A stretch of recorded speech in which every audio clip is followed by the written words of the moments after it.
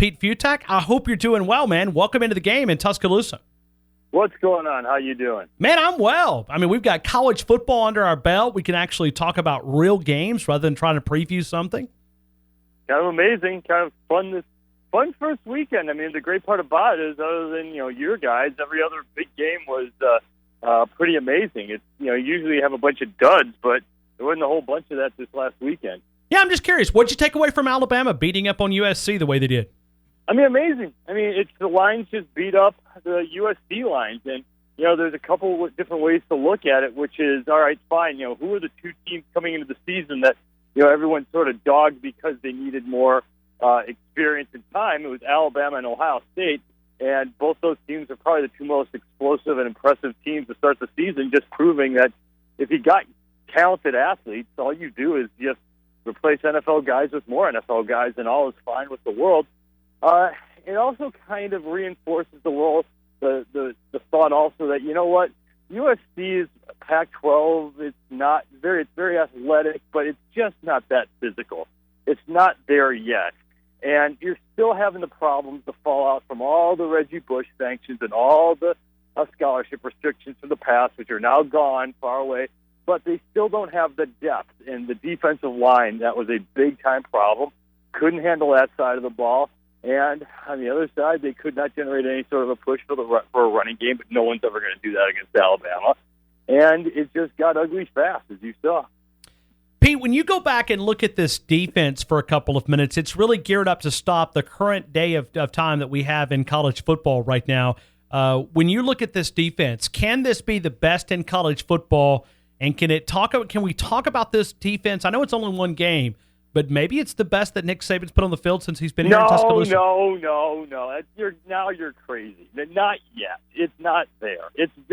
Obviously, it's Alabama, so it's going to finish in the top 5 in the country in total defense, and it'll be fantastic. But last year's defense was probably the best of the bunch in terms of what that thing could do on the defensive front and that rotation. And the linebacking core was phenomenal. Everything was in place last year to just be absolutely terrific. And you're taking a lot out of this because USC's also turned out to be a fantastic matchup for Alabama. And, they didn't really play Sam Darnold, and he didn't really do anything when he got his chance. But still, this is a team that's pro-style offenses. They're kind of soft, relying on speed.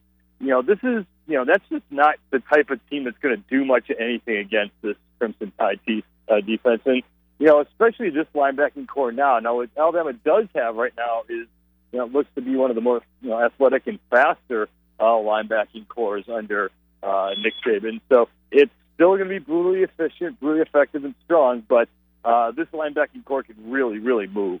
All right, Pete. If I'm asking you to give me the top 3 teams or the top 4 teams, we'll stick with college football playoffs. You're on the selection committee right now. Who is in your top 4?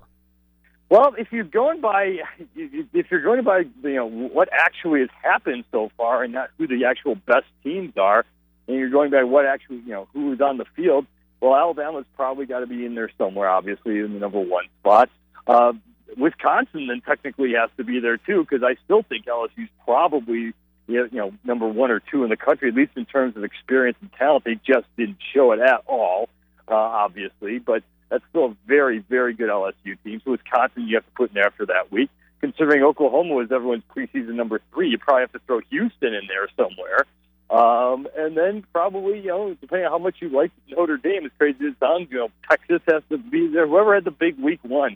But overall, again, it's going to be a weird year for the college football playoff because at the end of the rainbow, because USC lost, LSU lost. You have all these teams, these good teams that are going to be tagged with 1 loss to start the season. And at some point, you're going to have at least 1 or 2 Power 5 conference champions with 2 losses or more, which are going to open the door for maybe an undefeated Houston or an undefeated Boise State to at least talk about them. And then, or to talk about, let's say, if, Tennessee figures it out, bounces back up, and, comes up with like an 11-1 season and loses the SEC championship, or a second Big Ten team that rocks. Maybe it's the year that we have someone in there who's not a conference champion. So there's going to be a lot of fun. I think it's going to be a really, really fun discussion year for the college football playoff. Let me go to LSU for a couple of minutes. You brought that team up a couple of minutes ago. We had a guy on yesterday from LSU. Les Miles' seat is heating up. Yeah. I mean, it's been hot. It's been hot. But, I mean, it's the way that team has performed, the way offensively, it's still a philosophical nightmare with their philosophy on offense. Just evaluate LSU. Well, Wisconsin had the number one defense in the country last year, at least statistically. I mean, it's not like they were playing against, Northern Arizona or something like this. I mean, everyone's saying, oh, well, what's wrong with LSU? Well, it's because Wisconsin's defense really is the real deal. And that was a team that, and you saw that kind of week one in a couple different places, whether it was Auburn, obviously that was a weird game by Gus Malzahn, but rising up to at least play well in a supercharged environment at home. You saw this at Texas, where that's pretty much the most relaxed big college football environment, and that place was insane at home. Texas A&M was charged up in their home game, and same sort of thing here, where that was just a different level of emotion for Wisconsin. They came out with an attitude. They played physical. They found their groove again with that offensive line. And you just can't get comfortable against the Badgers when they're able to do their thing. And, while it looked like a muddled mess for LSU, and it was in a lot of different ways, give Wisconsin some credit for taking them totally out of their game plan, basically playing stall ball, and you just can't get into that sort of funk.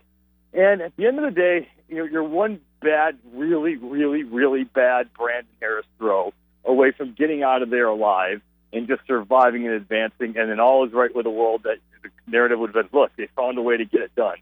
But to your point about the hot seat, there's no excuse. I mean, this is, in terms of what the 2017 NFL draft is going to look like, compared to they got an NFL receiving core, they got an NFL secondary, you got the best player, best running back maybe in all of football at any level, and you've got great lines. Everything was in place to come up with a national championship level season. And even, Brandon Harris, he's a veteran. He's his fourth year doing this thing. And it's all there. And if, one loss at Wisconsin like that, okay, but man, they better turn that around quick. Yeah, but it seems to be, the further you go back and evaluate Cam Cameron, I mean, he's been a part of some good offenses in the NFL. I mean, he was part of LT's offense out in San Diego. So, I mean, he's had some dynamic, but offenses and respectable. It just seems like Les Miles has got him so restricted of calling those plays, or that's the way it looks like from where I sit. Well, to be fair, if you think about what your game plan should be if you're LSU, again, you've got Leonard Fournette, you've got a defense full of NFL talent, you've got everything there. All you have to do is kind of run Fournette, use that defense, do not screw up, and you're going to win. Didn't obviously work against Wisconsin, but again, it's the thing you got to watch out for with Week 1. I mean, with no preseason, you kind of have to. This is a moment where it looks like you can say, "Oh wow!" Now you can't really form too many opinions that are for sure at this point. I'm still not going to jump out and say, "Well, obviously now LSU's dead and buried." By November 5th, that LSU team could be far different, far better, and far sharper once Alabama rolls into town. Let me go to Steve Sarkisian, named here as an offensive analyst. What do you think about Alabama adding another piece of the USC puzzle here in Tuscaloosa? Oh, I think they're setting up for the post-Saban era. My first initial thought is, there you go. Saban's old. He's not going to hang around there for forever. Let's say he, bolts for the NFL. Now, hold on a minute, Pete. Are you trying to stir up my audience here? 20 minutes into the show, I mean, you called Saban old. Nick Saban's not going to be the Alabama head coach for forever. It's some Hold on. I mean, you don't think this guy can go at least 10 more years? Why would he want to? You're Nick Saban. He's winning championships. He's in Tuscaloosa. We've got barbecue. Yeah, but you know what? He didn't do it in the NFL. And no matter how much we love Nick Saban, and I love college football, it ain't the NFL. And it just if you're that guy with an NFL background and you had your one moment in the NFL, it didn't work out so hot. These coaches are weird. I mean, it's just not the same. Saban isn't Bill Belichick. He's not an NFL Super Bowl winning head coach. I still think there's going to be someone's going to say at some point, hey, Cleveland Browns, whoever it might be, hey, Saban, give this one more shot. And at some point, I think he's going to be, you know what else can I do here with this gig? At the very least, if you're Lane Kiffin, there you go. Getting Steve Sarkisian is part of the mix as well. Now Alabama has two of college football's, better head coaches as assistants. Those two guys, you're talking USC level head coaches. Those guys could coach just about anywhere else, and I think you've got everything in place that if this thing keeps on rolling, there you go. Next coach up, Lane Kiffin. Boom. Man, you're trying to fire up my audience, man. I mean, let me just invite you guys to hammer Pete on Twitter, right? It's at Pete Fiutak. I mean, you're saying not my fault. You're saying Saban's going to go to the NFL at some point? Come on. Why wouldn't he? Because he's competing for the greatest of all time. I mean, so what? He's already kind of there. I mean, what else? What else can he do? He's already being hailed as probably the greatest of all time. It's you can only do so. And here's the problem with Saban's situation. As great as Alabama is, still got to go to Tennessee, still got to go to LSU, still got to go to Ole Miss. Alabama's better than all three of those teams. But other than the 1 year, they've only been totally undefeated on one season, undefeated under Saban.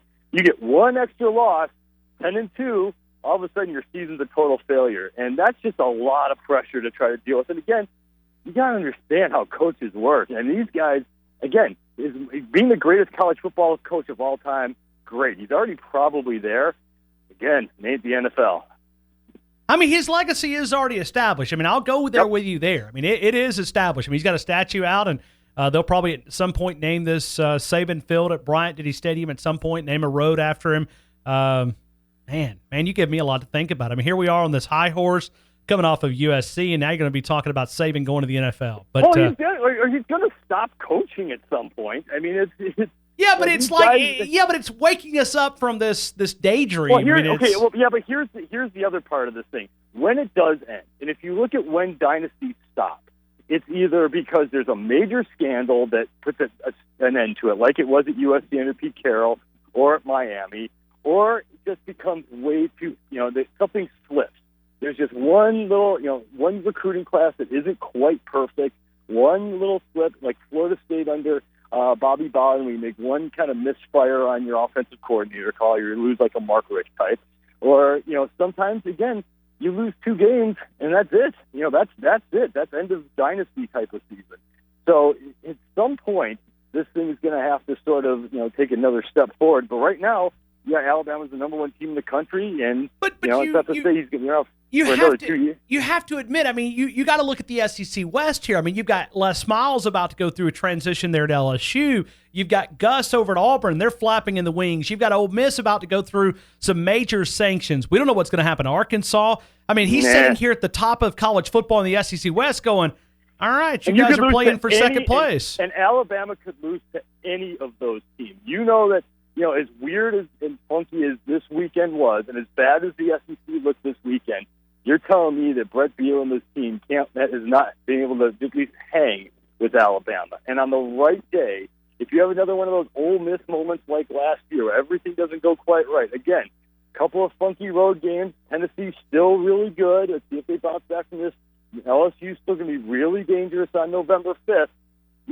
I'm not dying. I'm saying, right now, obviously, Alabama's the number one team in the country, but I think people are saying, all right, well, that's another national championship. SEC, even after this week, still going to be pretty good.